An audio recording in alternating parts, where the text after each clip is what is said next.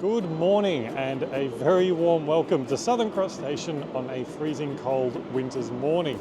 So what exactly am I doing here? Well, today we're off to northwestern Victoria to explore the history, sights and sounds of Maryborough at the heart of the beautiful central goldfields region. As usual, we'll be catching public transport there and back, but a different route each way to keep things interesting. I've never actually been to Maryborough before, so all this will be quite new to me. Although I've done some research beforehand, I'm hoping to learn a lot along the way as well. So join me as we head out over 140 kilometres from Melbourne on our wonderful $10.60 V-Line ticket and see what there is to find.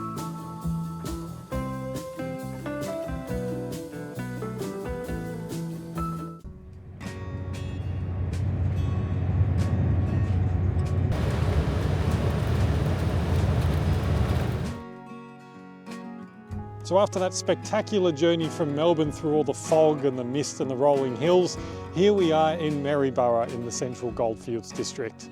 And the coach has actually dropped us off right in front of what's probably the best known landmark here, the Maryborough railway station. There is a bit of a myth around this station that the building was actually meant to be constructed in Maryborough in Queensland, but they got the blueprints mixed up and this station got built here instead. The reason for this, or so the story goes, is that Maryborough here was much smaller than the one in Queensland. And the building here is huge, it's absolutely massive, especially for a town of this size. Unfortunately, I haven't been able to find any sources to back it up, but the story still gets around. So I'll take you on a little bit of a walk around here. Just behind me to start with, I've got this wonderful semaphore signal preserved in this little garden, as well as some other signals paraphernalia. There's a fantastic plaque that I saw on the way. In fact, I think it was the first thing that I saw. It's not a plaque, it's a foundation stone. But it's just here at the bottom of this column and it says, Victorian Railways commemorating 100 years of trains, Melbourne, Castlemaine, Maryborough, laid July 6, 1974. And my favourite bit is that at the bottom it says, ending legend that original station stone was reversed in 1890.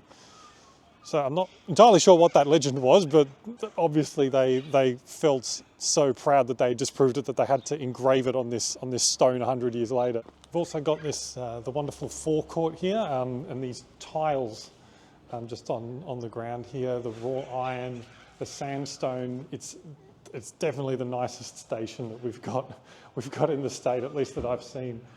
So we're here now on the platforms at Maryborough Station, and what a station it is. You can see this huge veranda that stretches all the way down the platform. The platform itself is very wide. I'm pretty sure it's wider than, or just as wide, if not wider than Ballarat, Bendigo or larger stations. There's also a lot of railway heritage items that are well preserved on the platform. The entrance and ticket hall is also beautiful. The wooden panel ceiling, the old signs, the old ticket office, really, really nice. And of course, here on the platform, we have the requisite Mikey reader, which has not been activated, which were installed at many of the stations across Victoria. Now we're leaving the station behind and heading south towards some bushland that's right next to the town. And hopefully we are going to find some interesting things there.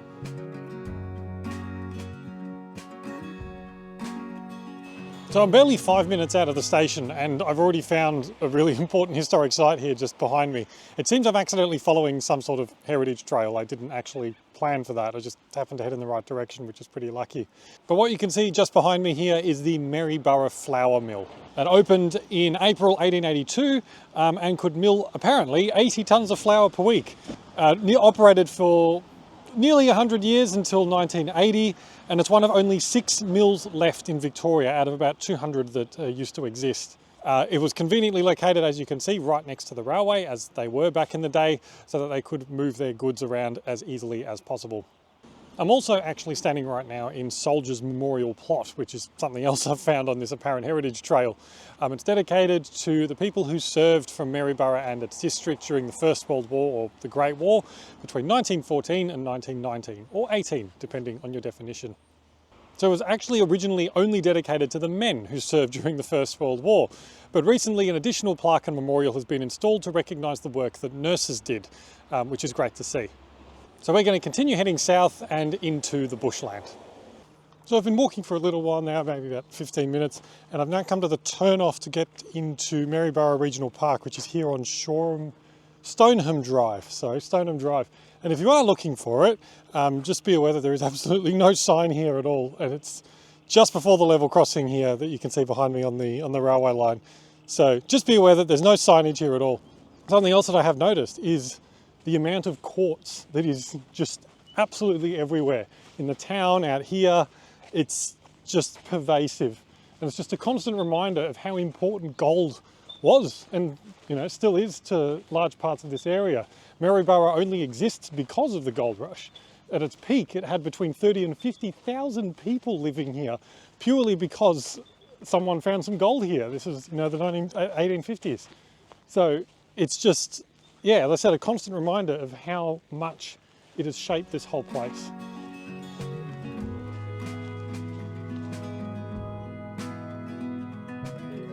Now, there are many signs other than quartz of Maryborough's long and strong connection to gold and the gold rush.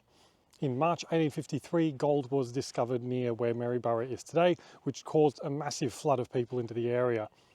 It was actually originally known as Daly's Flat, until the Assistant Gold Commissioner renamed it Maryborough after his Irish birthplace. Now, one of the many other signs of this area's connection to the gold rush is if you come to one of these national or regional parks. And the number one rule in this part of the world is never go off the beaten track unless you know really, really well what you're doing. And the reason for this is that there are thousands of undiscovered underground tunnels and filled in trenches and all those sorts of things just out waiting to be discovered. And normally being discovered means some poor person inadvertently walking across it, and then suddenly the very thin layer of earth on top collapses, dropping them into a very deep hole, potentially getting stuck, potentially getting hurt. So yeah, number one rule, never go off the beaten track. And we've actually found one of these right next to this track here, which someone has very thoughtfully covered over in some green planks of wood to stop others from falling in. So yeah, this is an old trench or mine shaft or something, or collapsed tunnel. And it is actually right next to the path here. But as I said, there are many thousands of discovered and undiscovered ones out there. We're now in a place called Bull Gully in the middle of the Maryborough Regional Park. Right behind me are 4 Aboriginal rock wells. Now, I didn't honestly know about these until I came and visited here, but basically they're 4 holes made in the bottom of this rock to catch the water as it flows off the top. Because there weren't any permanent creeks in the area, they needed a way to store fresh water. These wells are one of 4 sets of rock wells that are known in this area, but these are considered to be some of the best examples in the entire state. They're still here after a very, very long time, and they've never been known to dry up. We're now going to divert off the main path to check out another historic site in this park.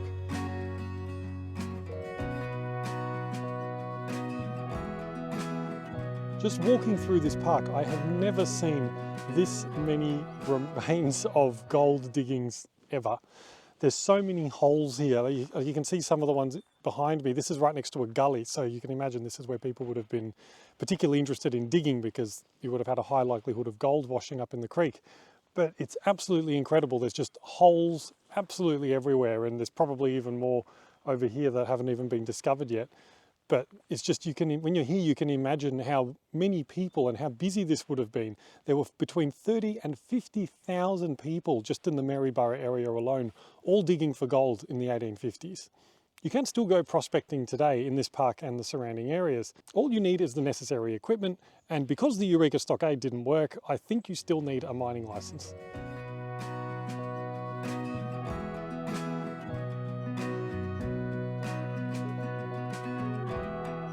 And now here we are at the Battery Dam Historic Site.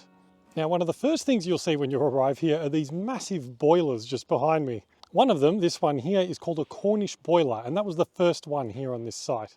And this is where we get to talking about what this site was actually used for. This was used to operate what's called a stamp battery, which crushed quartz rock. You'd have drays drawn by horses that would bring the quartz that they mined here, and then this machine would pulverize it into very, very small pieces. So if there was any gold inside it, it would make it much easier to retrieve. Because the machine itself was made of wood, there's basically none of it left, just these earth mounds behind me. But pretty much all the other remnants here were all associated with this machine, which was the center of gold mining and extraction in the area. Now, when the battery closed as gold mining wound down in the area, this was actually converted to be used for a eucalyptus distillery. I'm not entirely sure how that works, but that's pretty cool.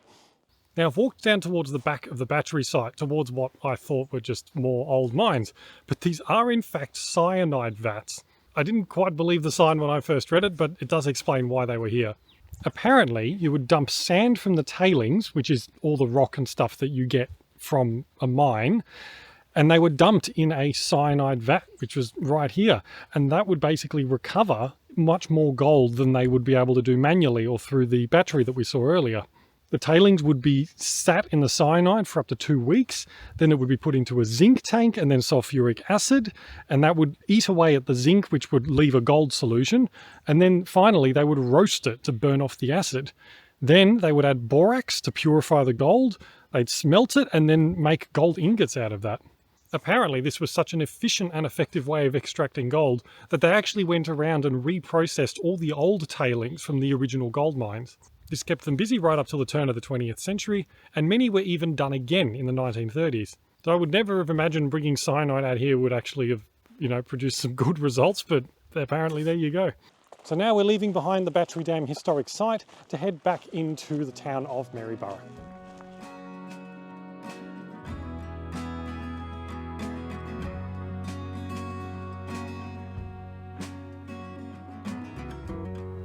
Now we're back in Maryborough, and there's so much to see here that we can't do it all in one day, so I'll probably have to come back again.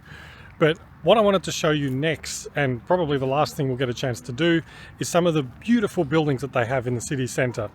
These are mainly clustered around High Street, which is the main drag, I guess, around here, and because it was a goldfields town, these buildings were incredibly ornate, very grand, and a lot of them still survive today. And very impressively, a lot of them have been kept very, very well, and you'll see them in excellent condition. So without further ado, here's a bit of a montage of some of those buildings.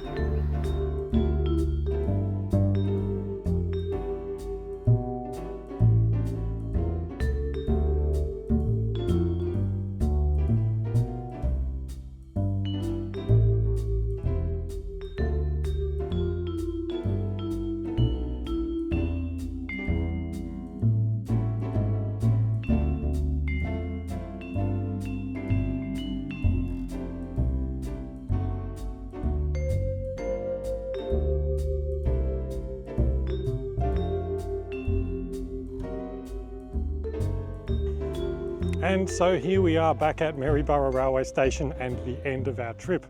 I didn't actually get to see everything I wanted to see here. There's so much to do in Maryborough. It's been an amazing visit, really. As I said, I haven't been here before, but I've been blown away by not just by the station, which in itself would have been good enough, but all the old buildings, the beautiful bushland, all the historic sites, and just how nice the town is. I interacted with maybe 10 people the whole time I was here, and every single one was friendly. Half of them were not even shopkeepers. Like one guy in the street just came up and started giving me advice on where to go and to go up to a lookout and stuff, which I didn't have time to do. So like I said, a good excuse to come back again. But yeah, highly recommend it. Definitely will come back. And if you are ever stuck for a place to visit in regional Victoria, Maryborough should be on your list. So as always, thank you so much for watching. If you enjoyed it, please hit the like button. And if you would like to see more videos, please click the subscribe button as well. And if you're interested, you can check out the new supporters portal, where you can sign up for extra stuff like bonus content, early video access, and work in progress updates. You can go to members.philipmallis.com or check out the link in the description underneath. Thank you so much for watching, and I'll see you next time.